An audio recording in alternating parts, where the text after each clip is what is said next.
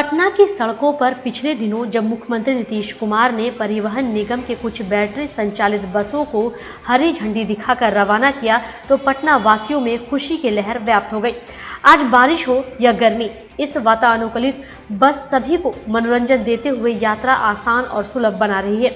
नए आधुनिक बस में सभी सवार होना चाहते हैं, जबकि इसमें मौजूद कर्मी बिना मास्क लगाए किसी भी व्यक्ति को अंदर आने से रोकते नजर आते हैं। बिहार मिथिला न्यूज टीम इस बस में सवार सभी यात्रियों से मास्क लगाने का भी अनुरोध करती रही।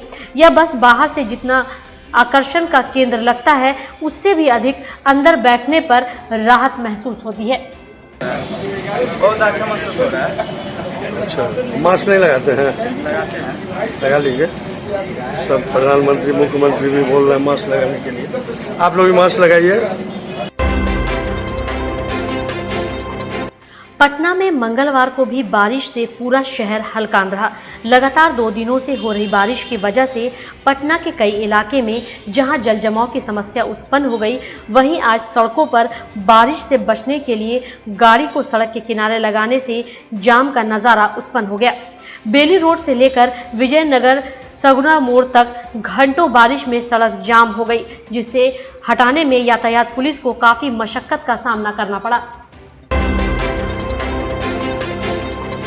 पटना एसएसपी के निर्देश के बाद अब पटना की सड़कों पर वाहन जांच अभियान जोर पकड़ने लगा है। हालांकि अभी भी कुछ लोग ऐसे हैं जो यातायात नियम की पूरी तरह अवहेलना करते नजर आते हैं। हालांकि सड़क के व्यस्त और जाम रहने की वजह से कुछ लोग पुलिस की पकड़ से बाहर हो जाते हैं। इसलिए पुलिस मुख्य चौक चौराहे से हटकर अलग और खाली जगह से लोगों को अपने गिरफ्त में लेकर जुर्माना वसूलते हैं। किसी भी जिले और खासकर राजधानी की तब खूबसूरती बढ़ती है जब वहां के लोग पूरी तरह यातायात के नियम का पालन करें और पुलिस सख्ती से नियम का पालन करवाए, जो कि आज पटना की सड़कों पर देखने को मिला। ये तो लगभग रोजे पोस्ट पर चेकिंग होती रहती है। यह रूटीन चेकिंग है। हाँ, तो 20 तारीख तक, 7 तारीख से 20 तारीख तक लगातार उसका चेकिंग अभियान चला सरकार का, जिसमें हेमलेट नहीं पहनने वाले नहीं, डबल हेमलेट, सिंगल हेमलेट, सीट बेल्ट आदेश के तहत जो है चेकिंग हो रहा था। और ये पोस्ट पर जो है वरीय पदाधिकारी का आदेशानुसार होते रहता है। तो